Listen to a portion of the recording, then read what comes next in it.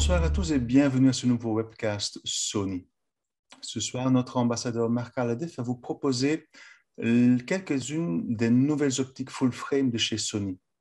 En disant, ce sera le 24-70 G Master 2, le f2.8, le nouveau, et puis un nouveau 16-35 avec Power Zoom, c'est le G f4. Marc, il a préparé plein de petites vidéos, plein d'images pour vous montrer ce que ça sait faire. Et il va commencer avec ça immédiatement. Bienvenue, Marc. Bienvenue, merci. Effectivement, au menu de ce soir, nous avons deux des dernières optiques Sony. Le 2470 2.8 G Master 2 qui remplace l'ancien G Master et le Power Zoom 1635 f4G qui remplace le 1635 f4 Zeiss. Les deux optiques remplacées étant des optiques qui étaient parmi les premières qui avaient été faites il y a au moins 5 ans et donc qui avaient nettement besoin d'un rafraîchissement. Voilà, on va commencer peut-être par le 2470 et je vais d'abord vous parler de l'optique. Donc je vais basculer ici.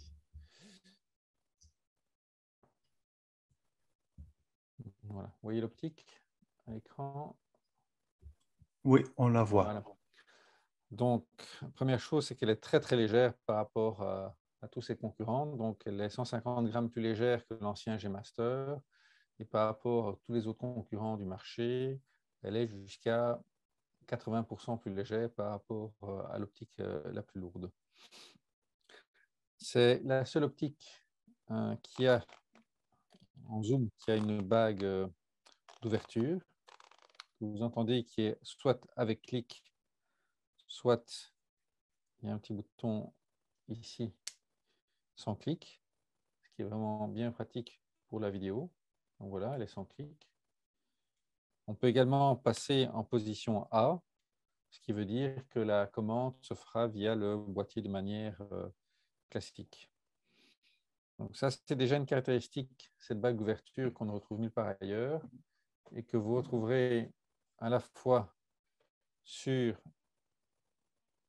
le PZ735 qu'on couvrira tout à l'heure, mais également sur, voilà ici, le 70-200 2.8 G Master 2 qui dispose aussi de cette bague d'ouverture. Donc ces trois optiques, 16-35, 24-70 et 70-200 ont toutes cette bague vraiment dédiée pour la vidéo, mais aussi en photo, qui est très agréable pour avoir des changements d'ouverture tout doux en vidéo et avoir une commande un peu plus tactile pour le changement d'ouverture que personnellement je préfère, comme on retrouve sur la plupart des optiques G Master focale fixe de chez Sony.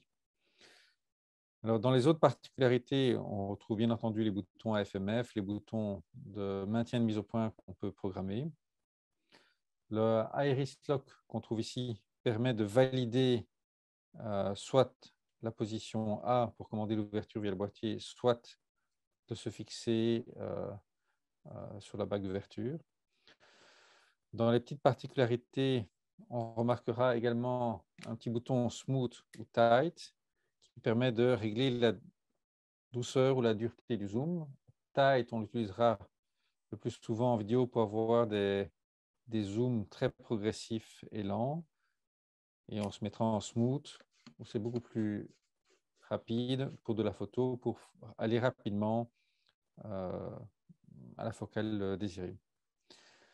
Alors, petit raffinement qu'on ne retrouve pas d'habitude sur des 24-70, mais plutôt sur des téléobjectifs. On a une petite trappe dans le pare-soleil qui permet donc d'accéder à un filtre CPL sans devoir enlever le pare-soleil si nécessaire.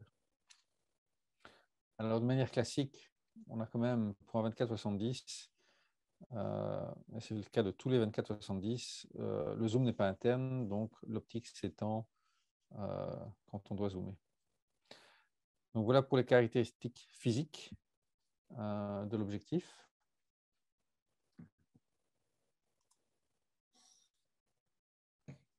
On pourrait également mentionner le fait que la distance minimum de mise au point est assez courte et que donc on a un rapport de grossissement de 0,32 qui est assez élevé, qui permet donc de faire un peu de proxy photographie avec cette optique. Dans les caractéristiques, on va commencer par le piqué. Donc, je vais vous montrer ça. Donc, voilà. Donc, j'ai testé le Sony G Master 2 par rapport à l'ancien G Master et par rapport à ses concurrents du marché. On a vraiment quelque chose d'excellent à toutes les focales et même d'outstanding, donc de superbe, sur un A7R4, donc de 61 millions de pixels. On est dès la pleine ouverture à un grade excellent ou superbe au centre. Les coins sont déjà très bons et on atteint l'excellence soit vers f5.6, soit vers f4. La focale de 70 mm étant la meilleure si on doit comparer par rapport au reste. Donc, ce sont des performances très proches de ce qu'on a sur le 70-200 G Master 2, quelque chose qui est assez exceptionnel pour un zoom. Ce sont des performances qu'on retrouve en général dans les meilleures focales fixes. Et si l'on compare au G Master, là, on est au moins un grade meilleur partout. Et par rapport à la concurrence, certains font aussi bien sur une petite partie de la plage focale, mais aucun n'a cette cohérence sur l'entièreté de la plage focale.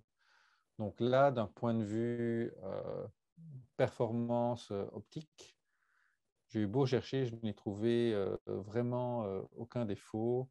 D'un point de vue piqué, c'est vraiment excellent sur 60 millions de pixels et en dessous, ce sera juste parfait sur 24, 33 ou 42 millions de pixels ou 50. Ce sera parfait du centre au coin. Donc une très très belle consistance du centre au coin également.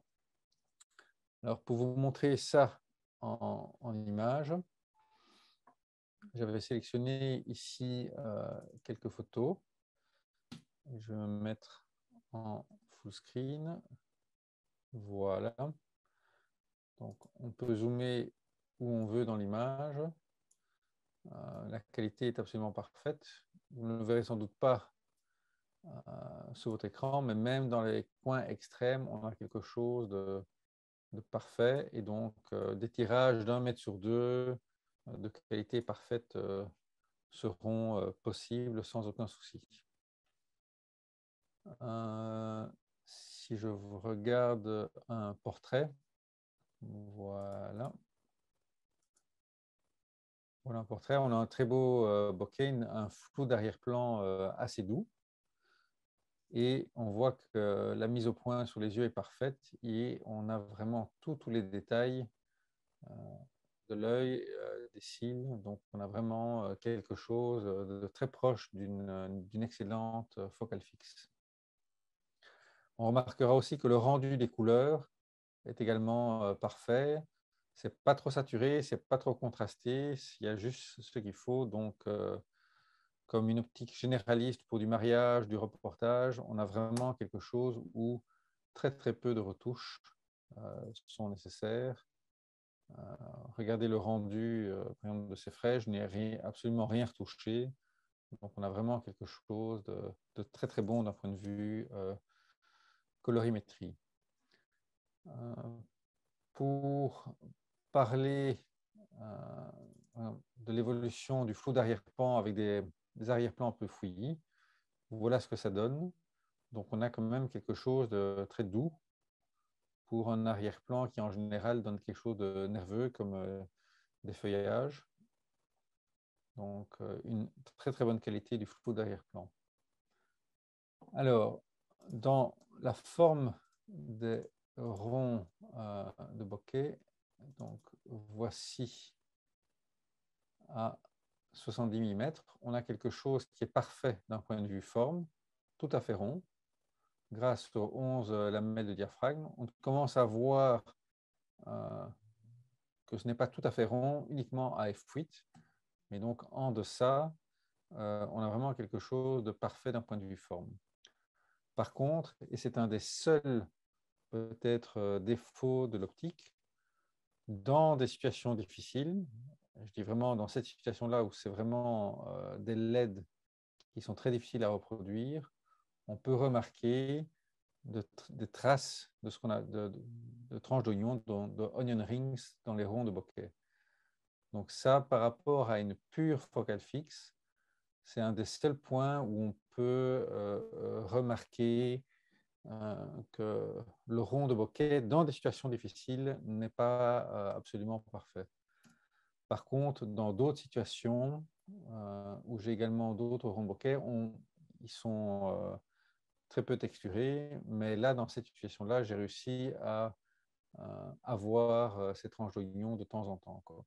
Donc ça, c'est le seul petit défaut que j'ai pu lui trouver en termes de bokeh. Alors, d'un point de vue résistance au flair, aberration chromatique, vous voyez que ce n'est pas parfait par rapport à une focale fixe, mais par rapport à tous les zooms que j'ai pu tester, tous les 24-70, c'est vraiment le meilleur du lot.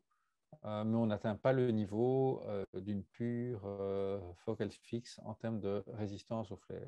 Mais par rapport à tous les autres, on est bien meilleur. Voilà quelques exemples. Et par contre, d'un point de vue aberration chromatique, on a beau en chercher, on ne voit absolument rien du tout. Là, c'est parfait. Voilà. Ça, c'est pour cet aspect-là. Je vais vous parler maintenant un peu des performances de l'autofocus. Voilà, je vais agrandir ceci. Donc, j'avais fait une rafale avec le Sony A1 qui permet donc de faire jusqu'à 30 images par seconde. Je n'ai pas pris la rafale maximum pour des raisons d'économie sur la carte et je n'avais pas l'envie de trier non plus des milliers de photos de rafale. Donc, j'ai fait quelques séances de rafale à 15 images par seconde sur le A1 et je n'ai eu absolument aucun déchet. Donc, toutes les séquences étaient parfaites, y compris quand les sujets s'approchaient très fort de moi.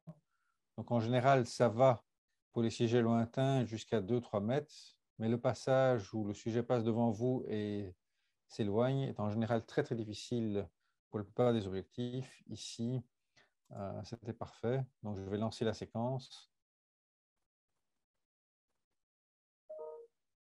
Vous voyez que tout est absolument parfait.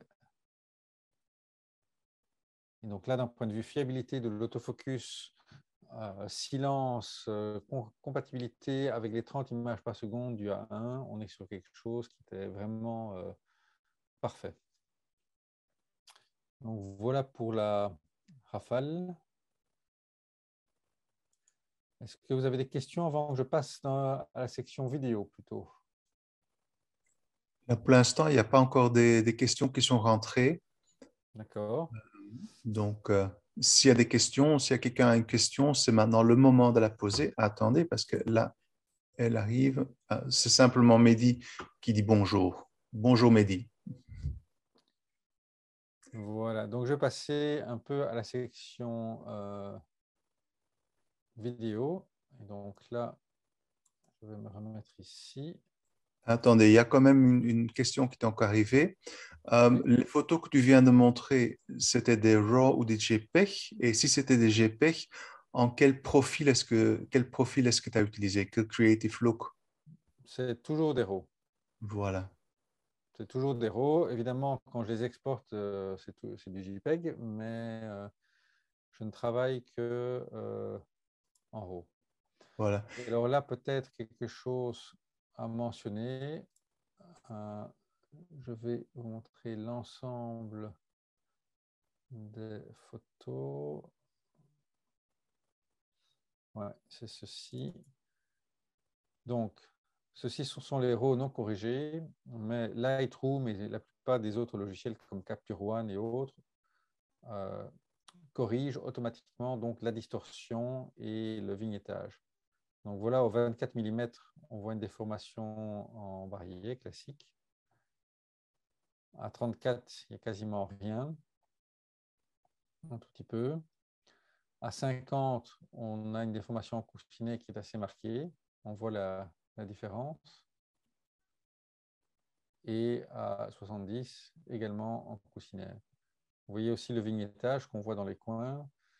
Mais Lightroom vous corrige tout ça automatiquement et sans aucune perte de qualité dans les coins. Donc ça, c'était pour la distorsion et le vignettage que j'avais oublié de mentionner. Passons, si vous le voulez bien, à la partie vidéo. Donc, j'avais fait quelques vidéos d'exemples. Voilà, je vais lancer tout ça. Donc ici, on voit les ronds de bokeh et grâce à la bague d'ouverture sans clic, on arrive à faire une variation très douce et en continu, ce qui n'est pas le cas quand on doit manipuler avec la molette du boîtier où on a des à-coups. Ici, grâce à cette bague d'ouverture sur un zoom, ce qui est vraiment très peu courant et assez exceptionnel, on a cette douceur dans la variation des ronds de bokeh et pas d'à-coups visibles quand on filme. Vous voyez la douceur du flou d'arrière-plan qui est vraiment très très bonne au niveau d'une focale fixe. Je vais aller un peu plus loin dans la vidéo. Alors, en termes de focus breathing, qui est la variation de l'angle de prise de vue quand on passe d'un sujet proche à lointain, il y a une très très légère variation, un très faible focus breathing, mais c'est vraiment très faible. Un tout petit peu plus marqué à 35. 50, c'est parfait. Vous voyez, le cadrage reste identique. 70, un peu plus marqué. Mais on est dans des très, très, très bonnes performances à ce point de vue-là. On a aussi, mais là je ne l'ai pas sous la main, j'ai fait un test pour voir si l'optique était parfocale et c'est bien le cas. Donc si on fait la mise au point en manuel sur un sujet et qu'on zoome, la mise au point reste constante. Donc, on ne doit pas refaire la mise au point quand on zoome. Donc c'est une caractéristique très recherchée quand on fait de la vidéo. Alors le live en vidéo est également parfait. Vous voyez les transitions proche-loin, faites en douceur, de manière parfaite. Il n'y a pas de pompage de l'optique. Tout ça fonctionne parfaitement. Même pour des tout petits sujets comme ces clochettes, ces fleurs qui étaient toutes petites, ils gardent la mise au point et le tracking, alors qu'avec d'autres, parfois, la mise au point saute sur les petits sujets. Voilà quelques détails d'objets de cette chaise, par exemple. On a aussi des très beaux dégradés vers l'arrière-plan. Et on a à chaque fois une image très, très piquée à l'endroit de la mise au point et des transitions très douces vers l'arrière-plan. Vous voyez, d'un point de vue rendu des couleurs, ici, c'est très naturel. Ce n'est pas sursaturé, ce n'est pas pâle non plus. C'est vraiment quelque chose qui se rapproche de ce qu'on voit en réalité, quoi. Donc, un très bel équilibre. Voilà pour les exemples de flares en live, les effets d'étoiles à f16.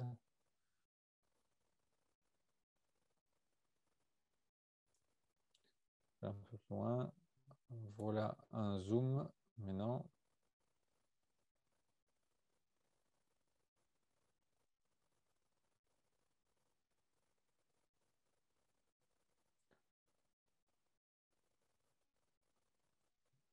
Donc, on a quand même de la marge de 24 à 70 mm. Alors, je vais passer. Voilà, par exemple, dans cette scène, on a également énormément de détails un peu partout.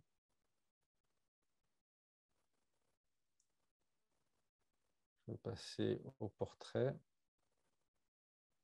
Voilà quelques vidéos avec des portraits. Un très très bon rendu des tons chers. De nouveau, très naturel. Et une mise au point parfaite. Ici, on voit donc les ronds de bokeh et pas d'effet de tranche d'oignon visible en vidéo. Donc là, c'était parfait pour le rendu des ronds de bokeh en arrière-plan.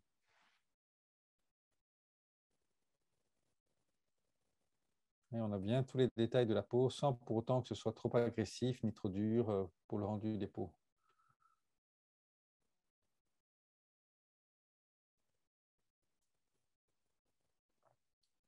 Loin.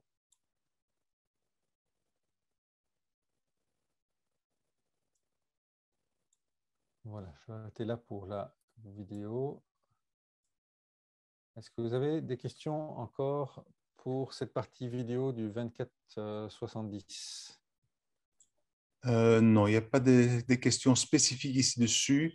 Il y avait seulement une question concernant en photo quel bouton donc programmable que tu insistes vraiment que ça soit programmé, mais ça dépend vraiment de la photo que la personne fait, du genre de photo et de la caméra aussi. Oui, moi en général, comme j'ai bien personnalisé tous mes boutons, le bouton sur l'objectif,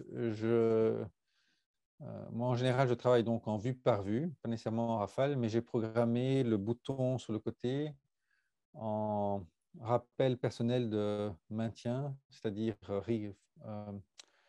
Recall Custom Holds, donc qui permet de programmer un mode qui est activé quand on appuie. Et j'ai programmé là-dessus la rafale avec une vitesse élevée. Et donc, je fais mes photos normalement, mais si j'appuie sur le bouton, il passe immédiatement en tracking large, 20 images par seconde, enfin, le maximum que le boîtier permet.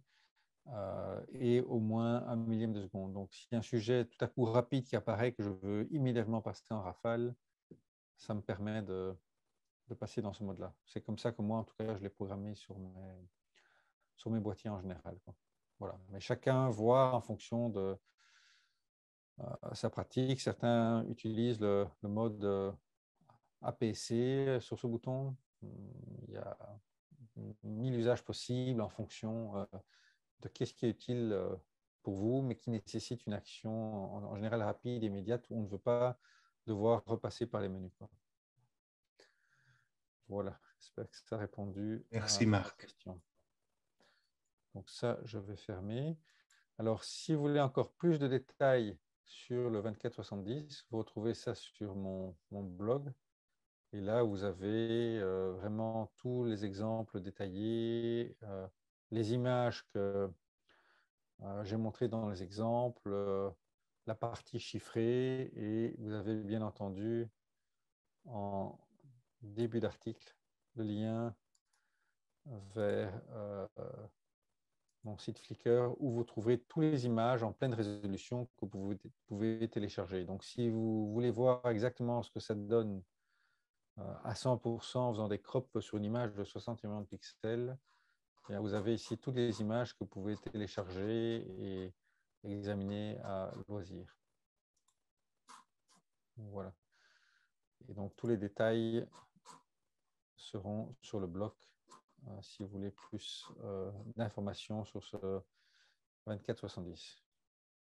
Donc, en conclusion, c'est une optique qui était, comme on dit en anglais, boring, hein, qui était un peu pas très passionnante à tester parce que j'ai quasiment trouvé aucun défaut. Donc, elle était parfaite à tout point de vue. Donc, très difficile de trouver quelque chose à dire, à critiquer, etc. parce qu'elle était la meilleure dans tous les domaines. Donc, c'est un vrai, je dirais, une optique de travail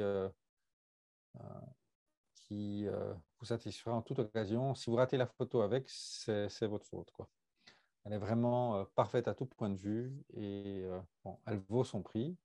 C'est certes un investissement, mais euh, je vois mal comment on pourrait faire mieux que ce qui a été fait dans cette optique G Master 2 pour les 5 à 10 ans qui viennent. Voilà, c'était vraiment une optique parfaite. Moi, j'ai vendu mes anciennes optiques pour pouvoir passer sur celle-là. Voilà, vraiment une optique d'exception. Tout comme le 70-200, avec ces deux optiques-là, vous avez vraiment quelque chose de parfait. Voilà, je vous propose de passer peut-être au PZ735, s'il n'y a plus de questions. C'est bon pour Non, vous? apparemment, tout le monde a tout compris. Parce que là, il n'y a pas de Ok. questions spécifiques dessus. Ok, donc passons sur le 1635 que je vais voir. Donc on est ici. Voilà. C'est la mise au point. Oui. Donc, le PZ735, la première chose, c'est vraiment le fait qu'il soit aussi compact et léger. Il fait à peine 350 grammes de mémoire. Donc, par rapport à le G-Master 2.8 ou par rapport aux ACE ou tous ces autres concurrents, il est vraiment extrêmement léger et compact. Donc, pour une utilisation sur une gimbal, par exemple, ce sera parfait, ou pour du Vlog. Alors, de quoi est composée cette optique? Sa plus grande particularité, c'est le power zoom, c'est-à-dire que le zoom n'est pas physique, comme sur la plupart des optiques, mais motorisé. Il s'actionne soit avec cette bague, donc la bague de zoom classique, mais qui n'a pas d'arrêt, soit avec cette molette ici, donc télé ou wide, qui permettent d'actionner le zoom. Et en fonction de la vitesse à laquelle on appuie sur cette molette, le zoom est plus ou moins rapide. Des fonctionnalités méconnues de ce power zoom, c'est qu'en fait, ce zoom peut également être actionné avec votre boîtier. Si vous avez une caméra type FX6 ou sur le A1, il y a moyen, ou même sur le A7 IV, il y a moyen de programmer des boutons pour actionner le power zoom. Donc, ça permet de ne pas du tout toucher à l'optique et d'actionner le zoom à partir du boîtier directement. Et sur la petite information, Marc, sur le ZVE10, on peut aussi le faire à partir du boîtier. Oui, avec la petite molette tout au-dessus, je Oui, suppose. exact. Tout à fait. Soit on le programme sur des boutons qui n'ont pas ça, soit sur le ZVE10, effectivement, il y a ce petit bouton, ce petit levier qui est directement intégré. Une autre fonctionnalité pour actionner le Power Zoom qui est méconnue, c'est par exemple si, je vais le montrer directement, parce que je ne connais pas la référence par cœur, je vais basculer ici. Excusez-moi, je vais revenir ici. Donc, il y a le grip Sony. Donc, je ne sais pas si tu te souviens de la référence. Tu te souviens de la référence du grip Sony pour le Vlog? Voilà, le GP VPT2BT, qui est ce. Voilà. Ce grip qui fait à la fois télécommande et mini trépied dispose également d'une commande de zoom ici. Il s'apparie en Bluetooth avec le boîtier. Il permet également de commander le power zoom. Donc c'est pratique si on fait du Vlog. On peut zoomer en appuyant sur ce bouton. Il y a télé wide ou même si on a une télécommande Bluetooth, il y a moyen d'actionner le Power Zoom. Il existe des options dans le menu pour régler même cette vitesse. Donc, il y a vraiment un niveau comment est-ce qu'on dit ça en français, de sophistication très, très élevé pour gérer ce Power Zoom. Avec une télécommande, avec le mini trépied, avec le boîtier, avec la bague ou avec la molette directement sur l'objectif. Donc vraiment, une très grande variété de possibilités d'actionner ce zoom et y compris de régler sa vitesse, quoi. Donc, pour les vidéastes, c'est vraiment ultra complet et très puissant de pouvoir faire ça. Même si, par exemple, vous avez mis le boîtier à distance, vous savez commander le zoom à distance, quoi, ce qui est vraiment peut être très pratique si vous vous filmez dans des environnements multicam et que vous devez actionner le zoom et que vous ne pouvez pas vous déplacer. Donc, je reviens sur voilà, ici. Donc, on a réussi à caser également donc, la bague d'ouverture, le fait d'avoir l'aspect clic ou pas cliquer, un bouton AFMF, un bouton de rappel de maintien et de mise au point, et tout ça, on est arrivé à le caser dans une optique qui est ultra compacte, etc. Donc, c'est une prouesse en termes d'ingénierie et on aurait pu penser qu'il y aurait des compromis à cause de toutes ces sophistications sur la qualité optique, mais il n'en est rien, comme je vais vous l'expliquer maintenant. Voilà, ça c'était pour les contrôles de l'objectif. Je repasse maintenant ici. On va prendre le 1635 qui est ici. On va prendre... Je vais d'abord vous parler de la distorsion. Est-ce que c'était... Laissez-moi retrouver la distorsion, ça va être... Voilà. Donc la distorsion, par contre, comme très souvent, on fait des efforts sur la partie piquée, résistance au flair, etc. Mais vu que la plupart des logiciels savent faire des corrections optiques pour le vignettage et la distorsion, les opticiens préfèrent optimiser les autres paramètres, y être moins bon sur ces paramètres vignettage et distorsion et laisser ça à la partie logicielle, le soin à la partie logicielle de corriger ces défauts. Donc voilà, à 16 mm, la distorsion et le vignettage. Et voilà ce que donne la photo après correction automatique, soit dans les JPEG, soit en Lightroom ou en Capture One. Donc voilà, l'avant, après. Même chose à 35 mm, mais là, les défauts sont nettement moindres. Donc ça, c'était pour la distorsion. Donc, point de vue piqué, je vais revenir ici.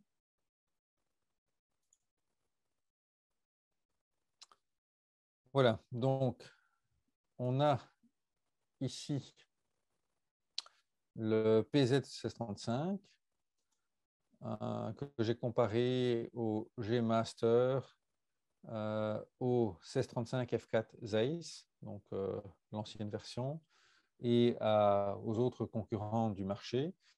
On a vraiment des performances. Je m'attendais à quelque chose de très bien, mais pas d'excellent, mais j'ai été vraiment surpris par la qualité du piqué de cette optique.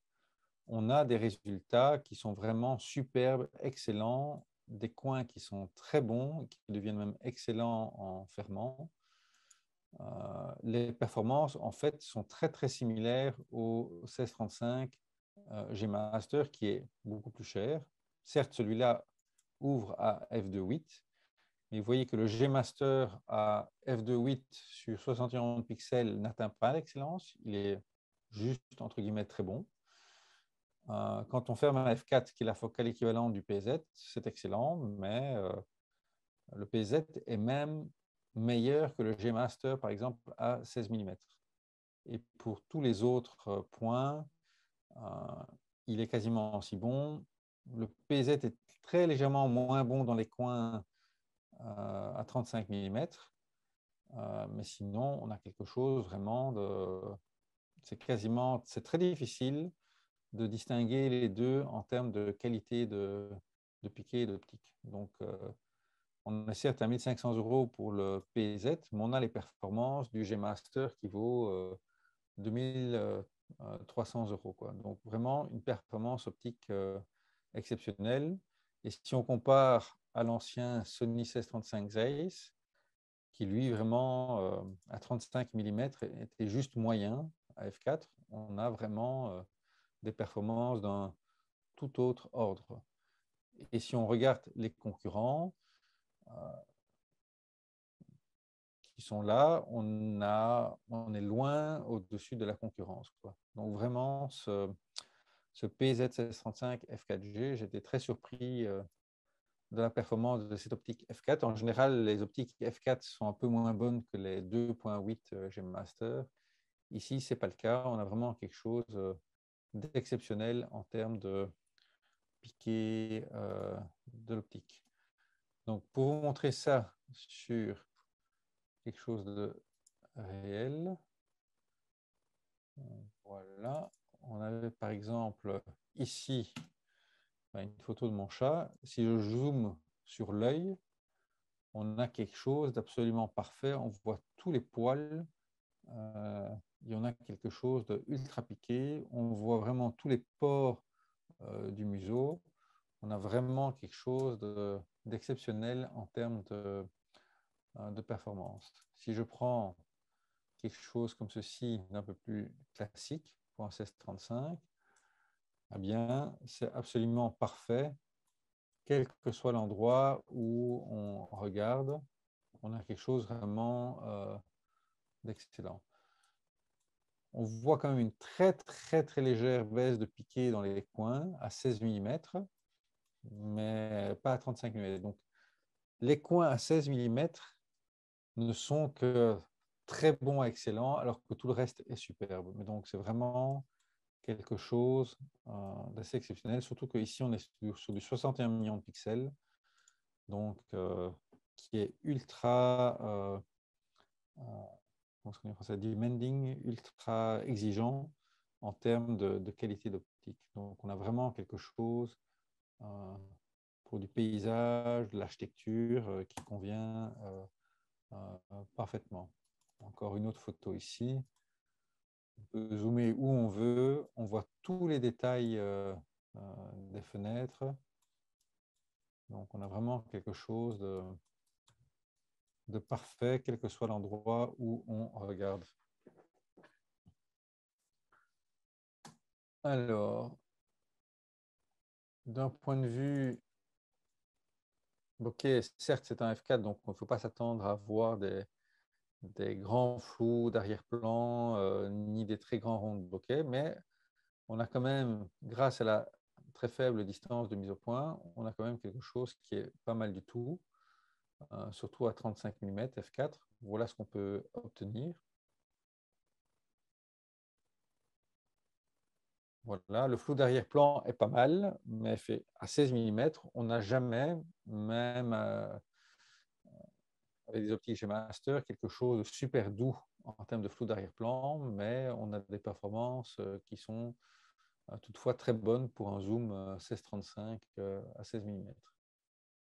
Donc voilà, c'est moins doux que le 24-70 G-Master 2, mais pour un 16-35, c'est vraiment très bien déjà. Là, le G-Master est légèrement supérieur en termes de douceur du flou d'arrière-plan. D'un point de vue aberration chromatique et résistance au flair, c'est bon. Ouais, donc, on est qu'à f4, donc on aura en général peu d'aberration chromatique. On a des beaux effets d'étoiles. On va repasser ici également. On a un petit peu de flair quand même dans des situations très difficiles, mais c'est assez léger. Donc, pas au niveau du focal fixe comme on pouvait s'y attendre, mais vraiment quand même de très bonnes performances également sur ce point comparé aux autres optiques. Voilà, quelques effets voilà, de très faible profondeur de champ. Donc même à f4, grâce à la très faible distance de mise au point, on arrive à flouter tout l'arrière-plan pour ce genre de détails. On peut voir. Alors, si je prends du portrait, là ce sera vraiment à du 35 mm, hein, plutôt que 16. On a un niveau de piqué inouï ici. Pour les yeux, on a vraiment quelque chose de ultra piqué. Au même niveau que le 24-70 G Master 2, et presque même un peu trop piqué pour du portrait, puisque ce n'est pas une optique à portrait nécessairement. Donc, c'est assez contrasté pour les peaux, mais on obtient quand même d'excellents résultats. Je peux reprendre une autre photo. On va prendre celle-ci. Voilà. Même chose ici, excellent résultat sur les yeux.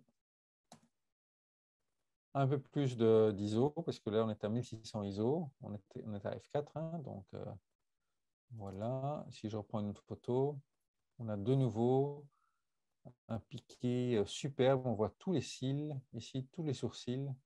On voit même la poudre du fond de teint, ici. On voit tous les détails. Donc, on a vraiment quelque chose d'exceptionnel en termes de piqué. Et vous voyez qu'à 35 mm, le flou d'arrière-plan est tout à fait bon, assez relativement doux. À 16 mm, évidemment, c'est un peu moins le cas. Donc, je vais maintenant passer aux performances de l'autofocus. Donc, je vais me répéter, c'est la même histoire que pour le 24-70. Les performances sont tout simplement excellentes avec les nouveaux moteurs AF qui équipent les derniers G Master. On a quelque chose de parfait en termes d'autofocus et évidemment compatible avec les 30 images par seconde du Sony A1. Donc vraiment d'un point de vue AF, il n'y a aucun souci, c'est juste parfait. J'ai épluché les centaines de photos à la recherche d'une image ratée et je n'ai rien trouvé. Voilà pour cet aspect-là. Alors, est-ce que vous avez des questions avant que je passe à la partie vidéo, qui est le cœur même du PZ? Voilà, il y avait une question tout au début euh, sur le sujet du Power Zoom. La question était, est-ce qu'on sait aussi utiliser le Power Zoom avec l'appli sur le téléphone? Alors, normalement, oui, mais je ne l'ai pas encore essayé. Donc, J'avoue que je n'ai pas essayé non plus, puisque je préfère, dans ces situations-là, pour avoir quelque chose qui répond directement, etc., j'ai la télécommande Bluetooth avec un bouton vraiment tactile qui me permet de plus d'oser de faire ça, je trouve, plus facilement que de devoir ouvrir l'application, etc., quoi. Donc, ma préférence, c'est quand même d'acheter ces petites télécommandes Bluetooth à 25-30 euros, qui est très pratique et qui assure, parce que selon que vous êtes sur iOS, Android, il y a parfois des problèmes de connectivité. Avec la télécommande Bluetooth, vous êtes directement prêt. C'est vraiment très pratique, quoi. oui, exact. Voilà, merci. Voilà. Là, c'est juste pour vous montrer une petite différence. Vous voyez que la distance minimum de mise au point est différente entre le Sony Zeiss et le Sony PZ. Et donc, on a des plus gros ronds de bokeh. Vous voyez qu'ils sont aussi beaucoup plus ronds par rapport à l'ancienne version Sony Zeiss et qu'il y a beaucoup moins de tranches d'oignon dans les nouvelles versions, quoi, dans la taille des ronds de bokeh. Donc, je vais faire défiler un petit peu. Voilà. Vous allez voir le Power Zoom en action. Voilà, un dézoomage très progressif. Vous pouvez essayer de faire ça à la main. C'est impossible d'avoir cette régularité.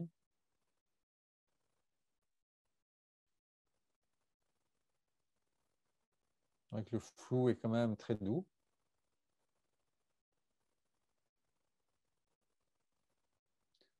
Voilà le Power Zoom également en action.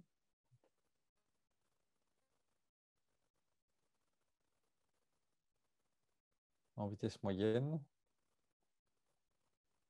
En vitesse un peu plus lente. Vous voyez qu'en fonction... Et puis là, j'accélère de plus en plus. Donc, en fonction du niveau que vous mettez sur le bouton qui se trouve sur l'objectif, vous pouvez aller très vite ou pas.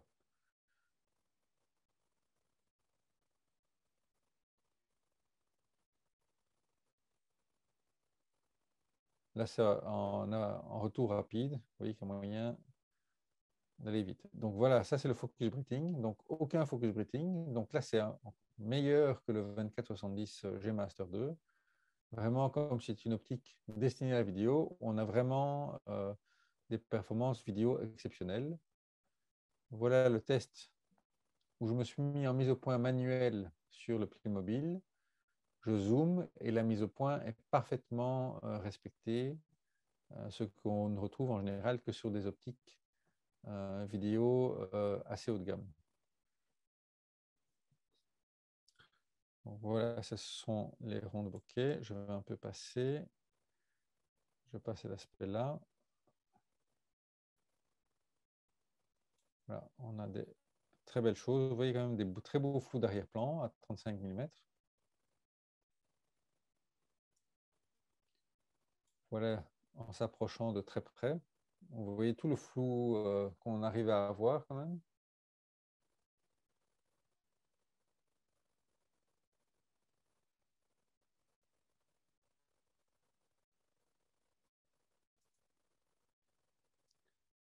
C'est pour la résistance au flair. Vous voyez que c'est vraiment en conditions réelles, aucun problème. Je vais passer quelques autres exemples ici en vidéo. Donc les images sont vraiment très croustillantes, les couleurs très naturelles.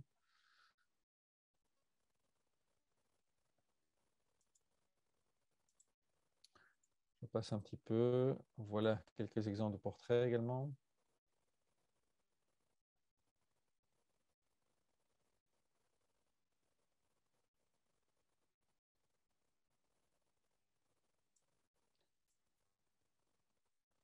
Très beau flou d'arrière-plan là. Ça reste très doux. Et sur un écran 4K, on a vraiment quelque chose qui est parfait.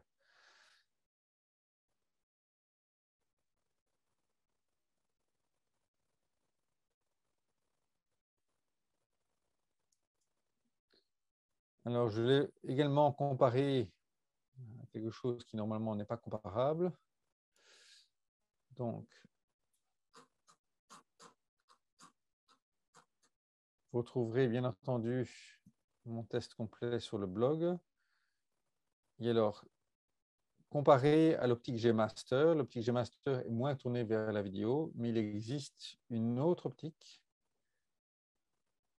chez Sony, vidéo 1635. Je vais vous montrer un petit instant. Voilà.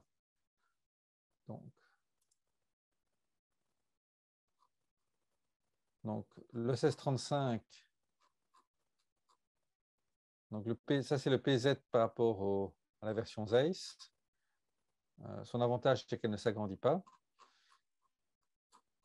Vous avez également une autre optique chez Sony, qui est la version cinéma du 1635, qui est le PZ 1635 T3.1. T3.1, c'est le facteur de transmission, donc correspond au 2.8, qui dispose donc du power zoom, etc. également, mais qui coûte plus de 6 500 € et qui optiquement ne fait pas mieux.